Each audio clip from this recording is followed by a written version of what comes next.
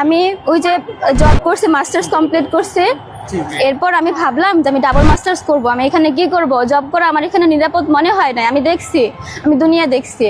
আমি আমার এলাকার মধ্যে ছোট্ট একটা স্কুলে জব করছি, ওখানে আমাকে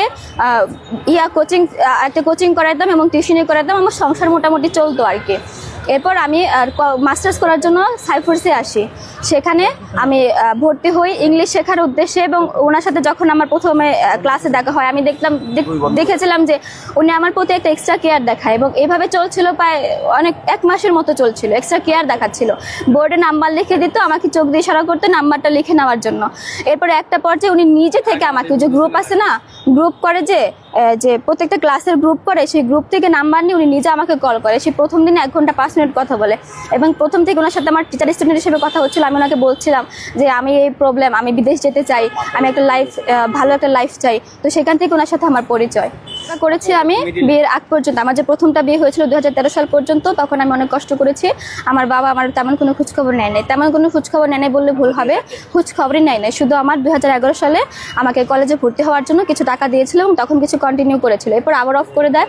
দেন আবার 2021 সাল থেকে 2024 সাল পর্যন্ত আবার আমার বাবার টাকা, মানে উনি হচ্ছে আমাকে ধরেন দিত যদি 50,000 টাকা, আমি আমার স্কুলে থেকে টাকা নিয়ে আরও 10,000 টাকা নিয়ে আমি ওটা করে একদম আমার ব্যাংকে রেখে দিতাম। মানে এইভাবে করে করে আমি টাকাগুলো জমিয়েছিলাম। আমি আপনাদেরকে সব ডকুমেন্ট দিতে পারবো, আমার কাছে টাকা জমানোর ডকুমেন্টসও আছে, উঠানোর ডকুমেন্টসও আছে, এবং সব আমি দিতে পারবো। কোনো ইনফরমেশন ছাড়া আমার বাসায় আসেন, কোনো ইনফরমেশন আমাকে দেয় না আমি তোমার বাসায় আসতেছি বা এটা সেটা।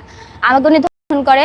আমি ক্যানিগঞ্জ, আমি সুমাইয়া আক্তার। আমি হচ্ছে মাস্টার্স কমপ্লিট করার পর ডাবল মাস্টার্স এবং পিএইচডি করার উদ্দেশ্যে সাইফোর্স মোহাম্মদপুর ব্রাঞ্চে ভর্তি হই, অ্যাডমিশন নিয়ে এখানে, এবং এখানে কোচিং সেন্টার ইংলিশ শেখার।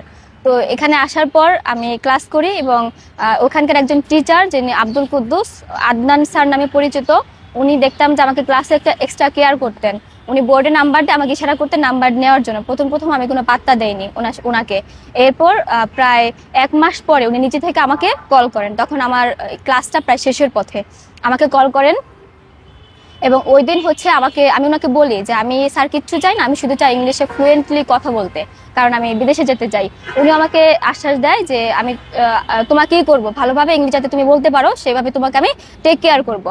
এরপর তার সাথে আমার আস্তে আস্তে কথা বলতে একটা সম্পর্ক তৈরি হয়, এবং উনি আমাকে বিয়ে করতে চায়। মানে সম্পর্ক বলতে টিচার স্টুডেন্ট সম্পর্ক তখনও পর্যন্ত থাকে আর কি, চা খেতাম, কফি খেতাম, এরকমই।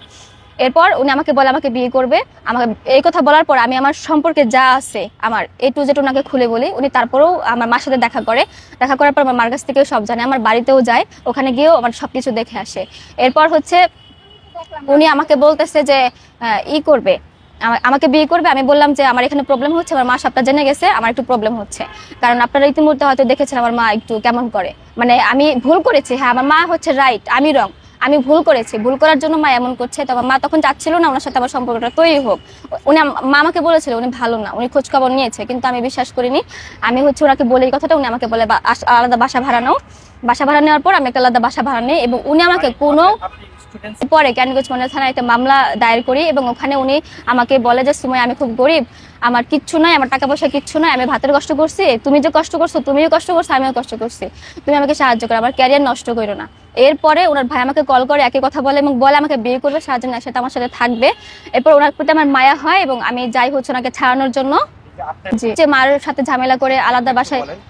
তখন আমার মা যখন জানতে পারে, তখন আমার মা একটু ঝামেলা করে। আমার মার কথা আমি শুনি নাই, এবং ওনাকে আমি বলি যে আপনার সাথে আমার মা সম্পর্ক রাখতে দিতে চাচ্ছে না বা কথা বলতে দিতে চাচ্ছে না, আপনি খারাপ, এটা উনি জেনেছে বা বলছে। আমি এটা বিশ্বাস করিনি, আমি এটা জানিও নাই, বিশ্বাসও করি নাই। আমি ওনার কথা বিশ্বাস করি, ওনাকে ভালোবেসে ওনার সাথে শেয়ার করি। উনি আমাকে বলে বাসা দেখো, বাসা নাও, আমি তোমাকে খুব শীঘ্রই বিয়ে করছি।